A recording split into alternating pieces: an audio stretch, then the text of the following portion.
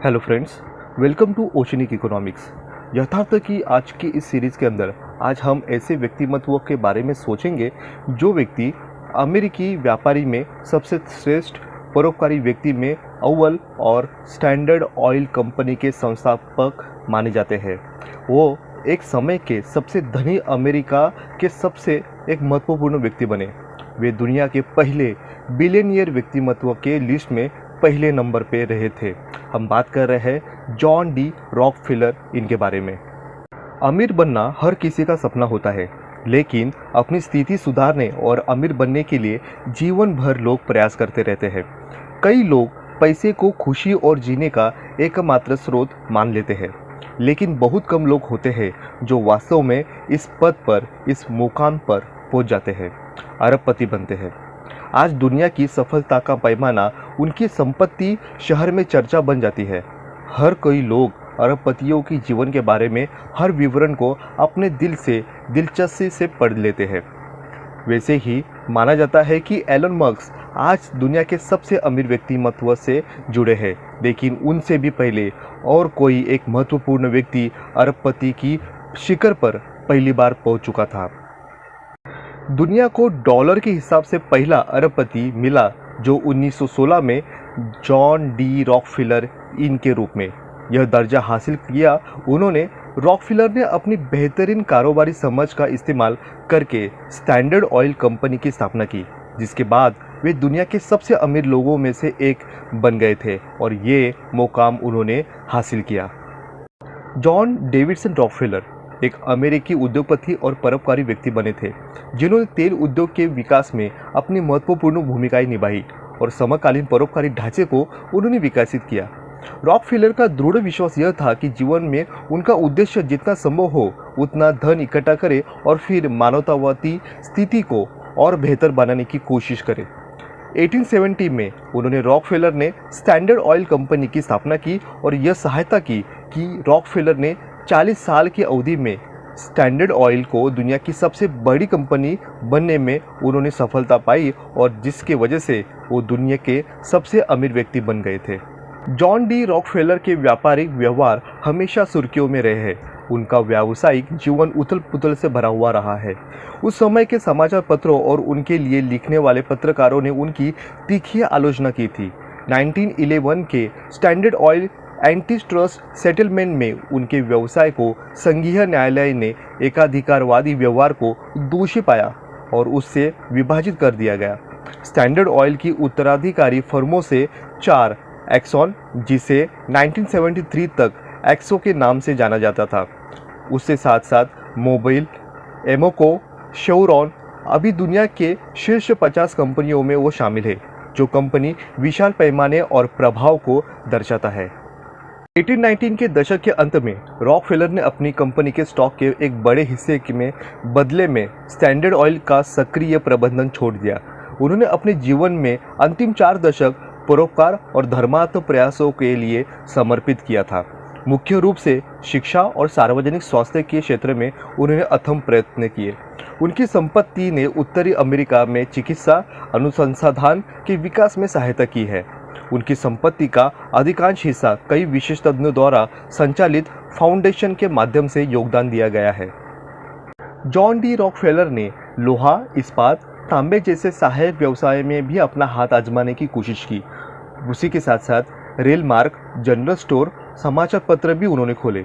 पूर्ण नियंत्रण की उनकी चाहत अमेरिकी सरकार के साथ उलझ गई और जिससे 1819 में स्टैंडर्ड ऑयल कंपनी को तोड़ने के लिए शेरमैन एंटी ट्रस्ट एक्ट को पारित किया गया, जिससे एक चल रही लड़ाई शुरू हो गई और जिससे सरकार ने इसका अंत 1911 में जीत लिया और ये तोड़ने की कोशिश सरकार द्वारा की गई, क्योंकि सरकार बड़ा या जॉन डी रॉकफेलर अमेरिका में सबसे बड़े, ये दुविधा में सरकार ने ये एक्ट पारित करके जॉन रॉकफेलर को तोड़ने की कोशिश की। अपने 98वें जन्मदिन से मात्र 6.5 हफ्ता पहले निधन के बावजूद रॉकफेलर वॉल स्ट्रीट के महान हस्तियों में से एक बन गए थे। एक खलनायक के रूप में उनकी निंदा की गई तो एक नवप्रवर्तक और परोपकारी रूप में उनकी सराहना भी की गई तथा इतिहास में सबसे शक्तिशाली व्यक्तित्वों में से एक रूप में वे जाने जाते हैं। सार्वभौमिक रूप से उनकी पहचान बढ़ी है। जॉन डी रॉकफेलर का जन्म 8 जुलाई 1839 में न्यूयॉर्क के रिचफोर्ड के खेत में हुआ। वे विलियम ए और एलिजा डेविसन रॉकफेलर के 6 बच्चों में से दूसरे थे। परिवार मामूली स्थितियों में बढ़ रहा था। जब वे छोटे थे तो उनका परिवार अक्सर इधर उधर अपना घर बार छोड़ के जाता रहता था। 1853 में वे ओहियो पहुंच गए।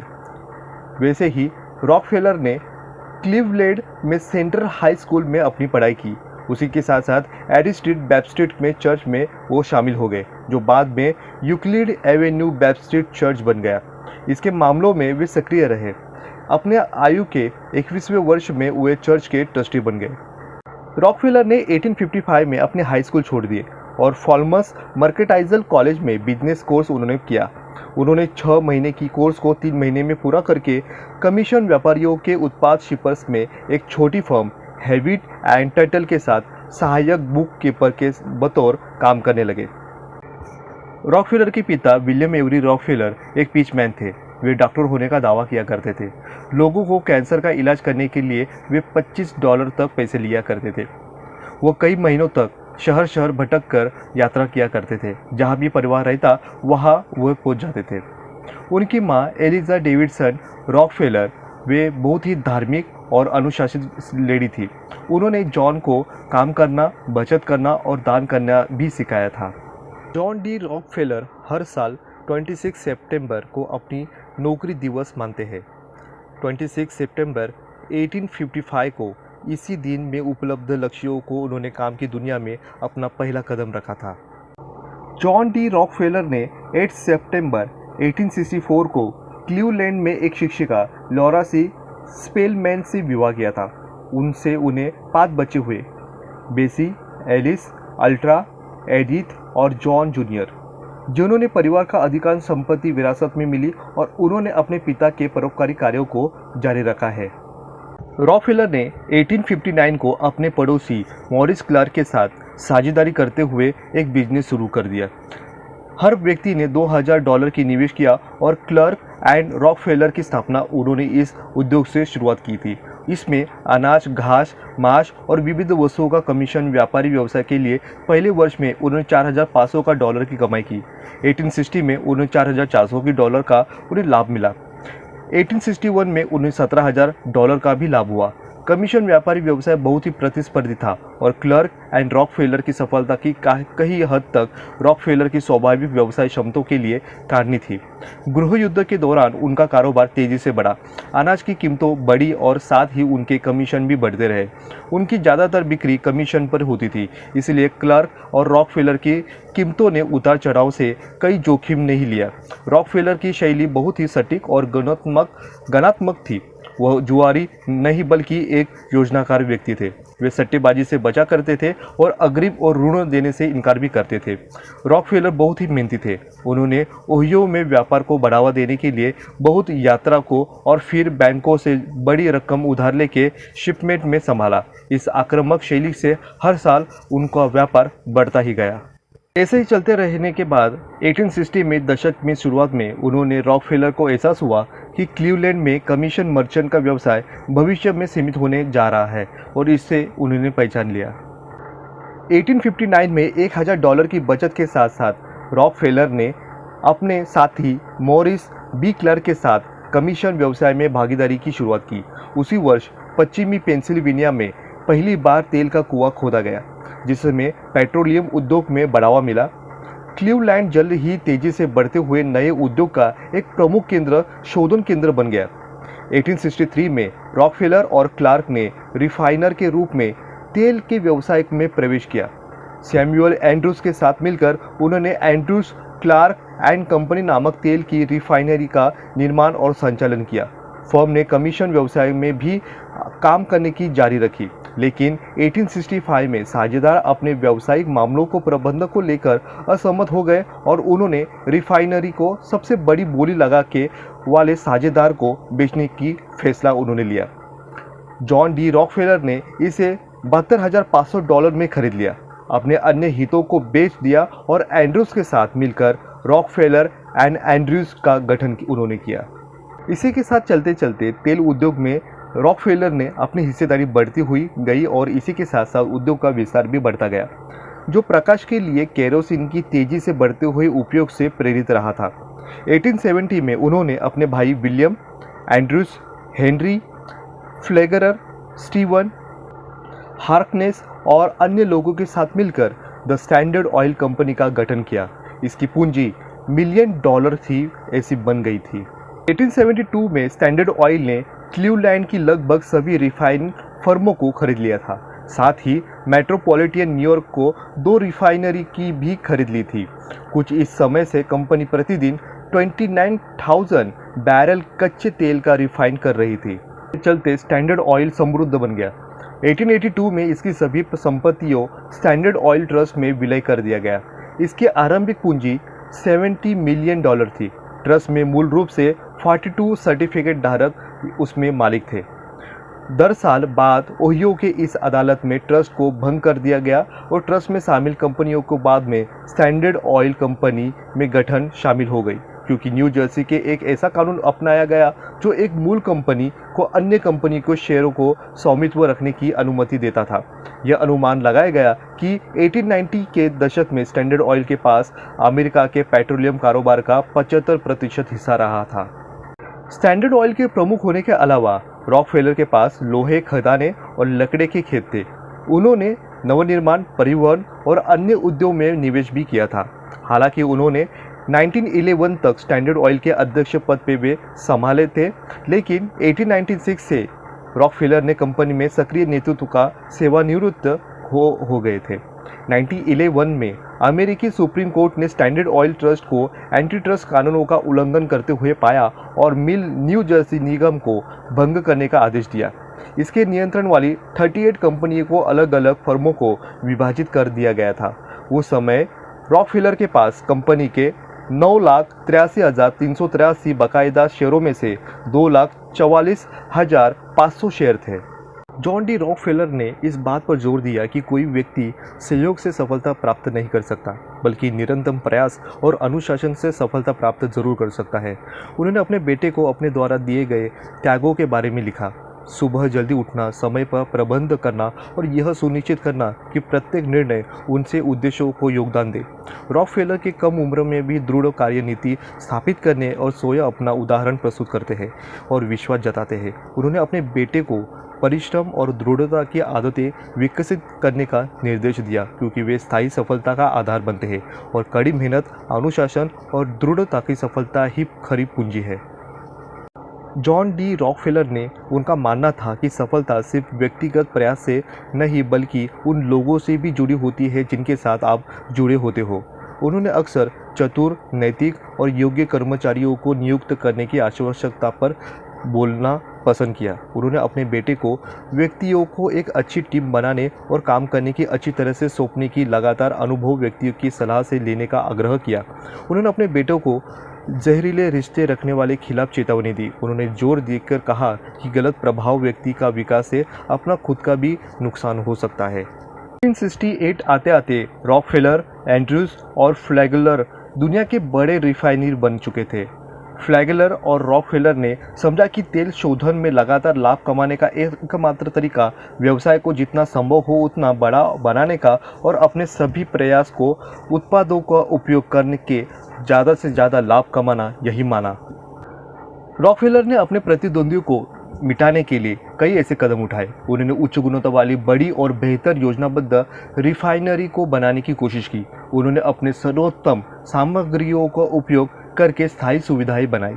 उन्होंने अपना खुद का कॉपरेज, जिसे बैरल बनाने का प्लॉट, अपनी खुद की सफ़ेद ओक लकड़ी और सुखाने वाली सुविधाएं खरीदी और अपना खुद का हुब आयरन खरीदा। वैसे ही उन्होंने लगभग $3 से अपनी कीमतें घटा के $1.5 तक कम कर दी थी।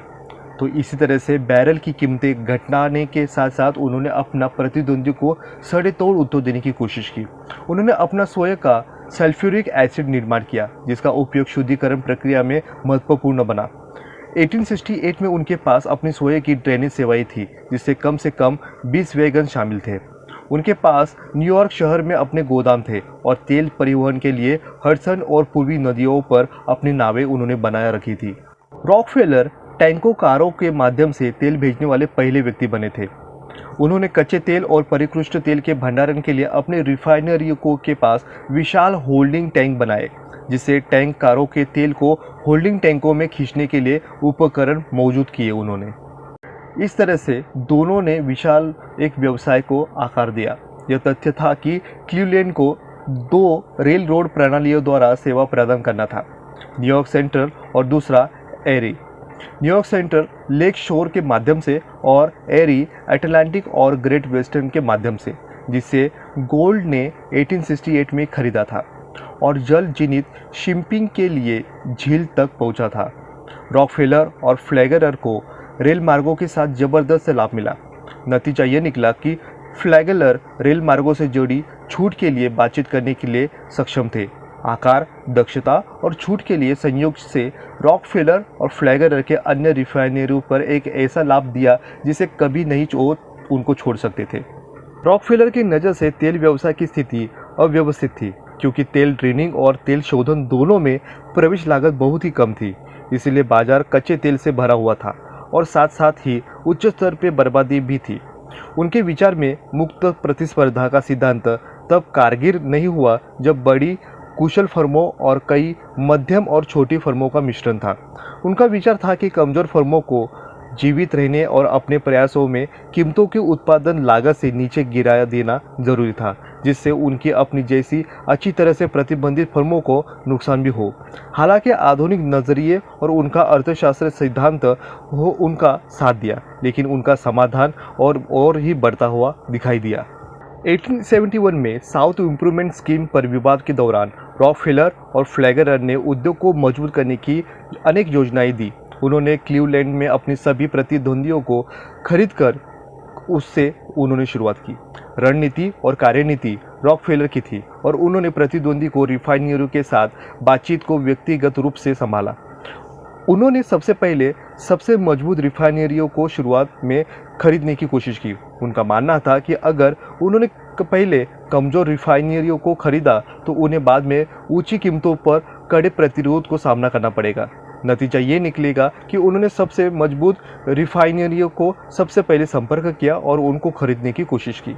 1872 में रॉकफेलर ने क्लीवलैंड में लगभग सभी रिफाइनरियों को खरीद लिया था और ये उनका विलय उन्होंने अपने बड़े फर्म में किया। अकुशल और ख़राब तकनीकों से निर्मित रिफाइनरियों को नष्ट उन्होंने कर दिया, जबकि बेहद गुणवत्ता वाले रिफाइनरी को रॉकफेलर और फ्लैगरर ने मानकों के रूप में उनसे उन्नति दी थी। 1870 में रॉकफेलर, एंड्रयूज और फ्लैगलर ने इसका नाम बदलकर अपने फर्म का नाम स्टैंडर्ड ऑयल कर दिया, जिसे मात्र 2 वर्षों में क्लीवलैंड में सभी तेल रिफाइनरियों पर नियंत्रण किया गया। रॉकफेलर जोखिम प्रबंधक के तरीकों को अच्छी तरह से समझते थे, जबकि उन्हें पता था कि तेल सट्टेबाजों को जमा राशि मिलने पर भारी मुनाफा हो सकता है। उन्हें यह भी पता था कि अगर वे इस प्रयास में विफल रहे तो उन्हें काफ़ी वित्तीय नुकसान भी हो सकता है। इस कारण से उन्होंने रणनीतिक रूप में अपना ध्यान रिफाइनिंग व्यवसाय पर केंद्रित कर दिया, जहां मुनाफा कम था लेकिन अधिक स्थिर था। 1881 में स्टैंडर्ड ऑयल के 9 ट्रस्टी बोर्ड के नियंत्रण में रखे गए थे, जिनमें प्रमुख रॉकफेलर थे। उन्होंने और उनके सहयोगियों ने इस तरह से पहले ट्रस्ट की शुरुआत की, जिसमें उन्होंने ट्रस्ट के शेयरों के लिए अपनी व्यक्तिगत होल्डिंग की अदला बदली की थी। रॉकफेलर के पास अब अपने समूह के सभी कॉरपोरेट बोर्डों पर केंद्रीकृत नियंत्रण और वीटो शक्ति थी। तत्काल सबों लाभों, कम लागत, कम केरोसिन की कीमतें और पूरे उद्योग में मानकीकरण के शामिल थे। रॉकफेलर के अपनी कंपनी के पास अब पाइपलाइन और न्यून बुनियादी ढांचे को बनाने के लिए हासिल करने के लिए संपत्ति और साधन थे जो पहले से विकल्पनीय बने थे। स्टैंडर्ड ऑयल ने ऐसे रसायनों को नियुक्त किया जिन्होंने दहनशील ईंधन के प्रकार और गुणवत्ता को बढ़ाने के तरीके विकसित किए गए और कचरे को उपयोगी पदार्थों में बदलने के तरीके अपनाए। इसका मतलब यह था कि जमीन से निकले हुए वाले पेट्रोलियम को विभिन्न उत्पादनों पर परिष्कृत किया गया, जैसे कि डीजल ईंधन, वार्निश, वैसलीन और टूथपेस्ट। जैसे जैसे इन नए उत्पादनों का उत्पादन सस्ता हो गया, कंपनी ने अपने वैश्विक पैमाने की अर्थव्यवस्था को बढ़ाया। इसके अलावा मजबूत अनुसंधान और विकास के माध्यम से रॉकफेलर ने पारंपरिक रूप से त्याग दिए गए तेल उप उत्पादनों का उपयोग करने के चिकनाई तेल, पेट्रोलियम जेली, पैराफिन मोम और अन्य उपयोगी वस्तुओं का निर्माण करने के तरीके नए नए खोजने से उन्हें बहुत ही लाभ हुआ। स्टैंडर्ड ऑयल का कई सहायक उद्योगों में भी हाथ था, जैसे रेल मार्ग, शिपिंग, गैस, लोहा, तांबा, इस्पात और बैंक और ट्रस्ट कंपनियां इसके सामान्य दुकानों में जैसे अप्रत्याशित क्षेत्रों में भी अपनी उपस्थिति बढ़ाई हुई थी।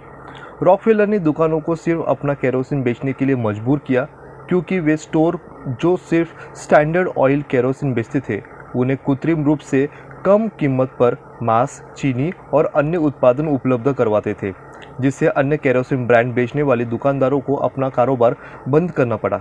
स्टैंडर्ड ऑयल ने भी घटनाओं को अपने संस्करण को बढ़ाया देने के लिए अखबारों के कहानियां छपवाई। रॉकफेलर ने तेल उद्योग में गला काट प्रतिस्पर्धियों को विनाशकारी प्रभाव के रूप में देखा और विविधतम रूप से इसे समाप्त करने का शुरुआत उन्होंने की। उन्होंने अपने बड़े मुनाफे का इस्तेमाल प्रतिस्पर्धियों को खरीदने के लिए किया, जिसकी शुरुआत 1872 में 6 सप्ताह की अवधि में हुए, जिसे क्लीवलैंड नरसंहार के रूप में जाना जाता है। उन्होंने 26 से 22 प्रतिद्वंदी रिफाइनरियों को बहुत कम कीमतों पर हासिल कर लिया। अपने बड़े नकद भंडार का इस्तेमाल करने के अलावा रॉकफेलर ने क्लीवलैंड की सेवा करने वाली 3 प्रमुख रेल मार्गों के साथ एक गुप्त सौदा किया, जिसे साउथ इंप्रूवमेंट कंपनी के नाम से जाना जाता है। प्रतिस्पर्धियों को खरीदने के रॉकफेलर के प्रस्तावों को आमतौर पर आसानी से स्वीकार कर लिया गया था।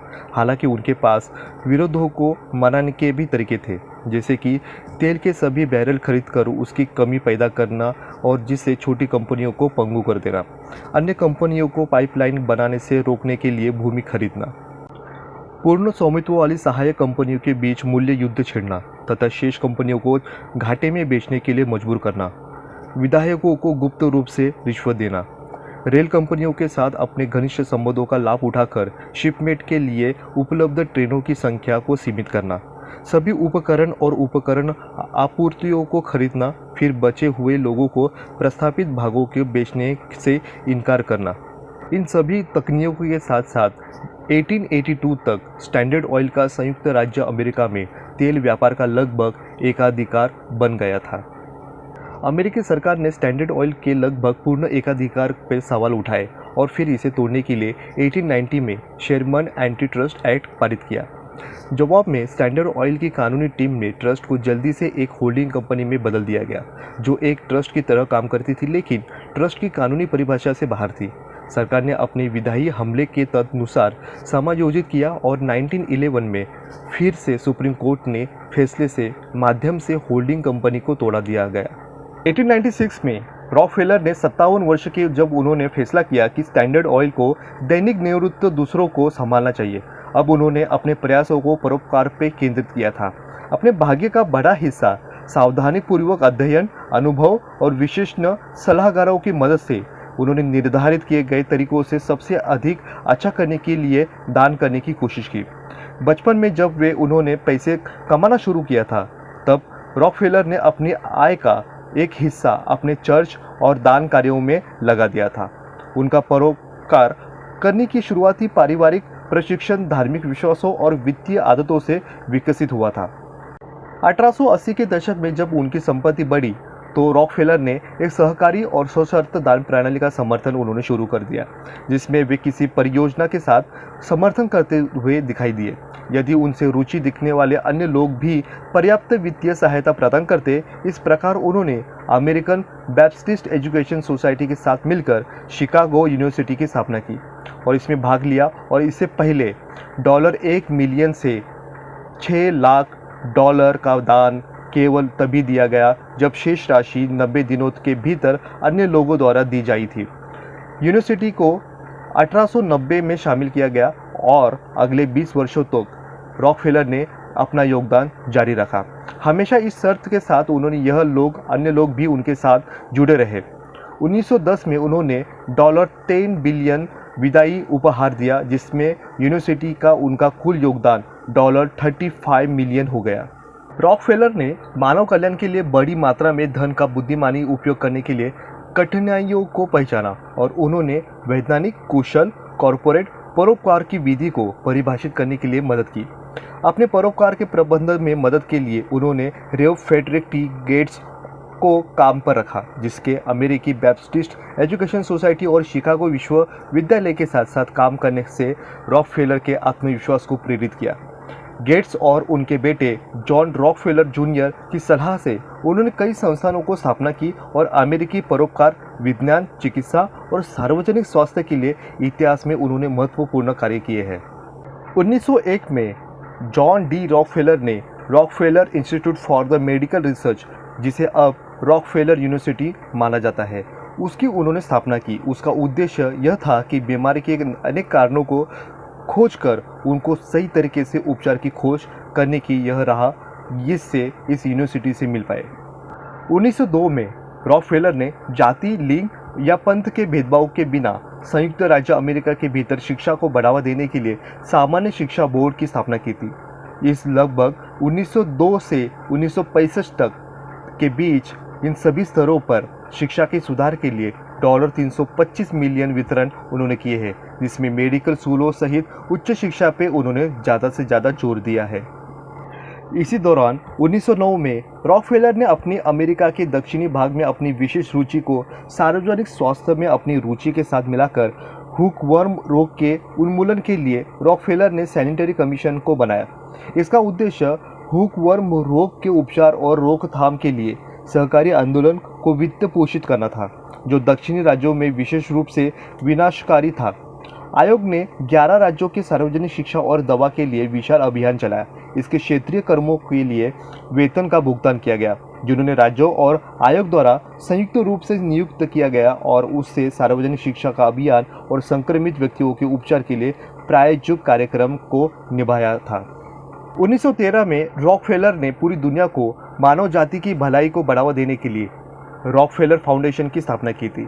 इस व्यापक प्रबंधता के ध्यान में रखते हुए फाउंडेशन में सार्वजनिक स्वास्थ्य, चिकित्सा, शिक्षा और बेहतर खाद्य उत्पादन, उसी तरह से वैज्ञानिक उन्नति, सामाजिक अनुसंधान और कला को महत्वपूर्ण वैश्विक सहायता देने की उन्होंने ज़रूरत इस माध्यम से साकार करने की कोशिश की। रॉकफेलर का मानना था कि वे भगवान के उन्हें पैसे कमाने की क्षमता से नवाजा गया है और उन्हें अपनी निर्दयी व्यापारिक तरीकों से अपने विश्वास के बीच कोई विरोधाभास नहीं दिखता। दरअसल उन्हें लगता है कि दुनिया को अमीर और गरीब में बांटना भगवान की योजना का हिस्सा ही था, या उनकी अपने शब्दों में कहे कि ऐसा लगता है कि जैसे मुझ पर कृपा की गई है और मुझे बढ़ोतरी मिली, क्योंकि भगवान जानते थे मैं पलटकर इसे वापस देने वाला हूँ। उन्होंने निश्चित रूप से ऐसा ही किया। रॉकफेलर ने 1896 में सेवानिवृत्त होने के बाद अपनी ऊर्जा परोपकारी कार्यों के लिए लगा दी। अपने जीवन में अंतिम वर्षों तक उन्होंने करोड़ों डॉलर दान किए गए हैं। रॉकफेलर के बेटे के मदद से उन्होंने 1913 में रॉकफेलर फाउंडेशन की स्थापना की, ताकि उनके जाने के बाद भी उनका नाम जारी रहे। 1937 में जब उनकी मृत्यु हुई तो उनकी संपत्ति के उस वर्ष की कुल अमेरिकी आर्थिक उत्पादन के 1.5% के बराबर थी। जॉन डी रॉकफेलर की मृत्यु 23 मई 1937 को ऑर्मंड बीच स्थित उनके घर केसमेंट्स में हुई थी। वे 97 वर्ष के थे। उन्हें क्लीवलैंड के लेक व्यू कब्रिस्तान में दफनाया गया था। जॉन डी रॉकफेलर ने कहा था, एक विशाल निगम का विकास केवल योग्यतम का अस्तित्व है। रॉकफेलर का व्यापक रूप से इतिहास में सबसे धनी अमेरिकी माना जाता है, क्योंकि वे देश के पहले अरबपति बने थे। उनकी अधिकांश संपत्ति उनकी कंपनी स्टैंडर्ड ऑयल कंपनी से आई थी, जिससे तेल उद्योग पर अपना दबदबा बनाया था और पहला बड़ा अमेरिकी व्यापार ट्रस्ट बना गया। स्टैंडर्ड ऑयल की वजह से उनकी 90% मालिक वे बने थे। रॉकफेलर के अमेरिकी इतिहास में सबसे प्रभावशाली व्यवसायियों में वे एक थे। रॉकफेलर ने अपने 56वें वर्ष की आयु में स्टैंडर्ड ऑयल को दैनिक कार्यों में उन्होंने छोड़ दिया और इतिहास के सबसे प्रसिद्ध परोपकारी लोगों में से एक बन गए। जॉन डी रॉकफेलर का व्यावसायिक साम्राज्य रातों रात नहीं खड़ा हुआ है। वे अक्सर लोगों को धैर्य के महत्व के बारे में याद दिलाते हैं। उन्होंने लिखा और कहा है कि महान व्यवसायों को बनने में समय लगता है और अल्पकालीन विफलताओं को भी कभी कभी किसी दीर्घकालीन दृष्टि रखने को हासिल करने, हौसला जाहिर करने में और अपना नित्य दिन काम करने में हौसला ज़रूर रखना चाहिए।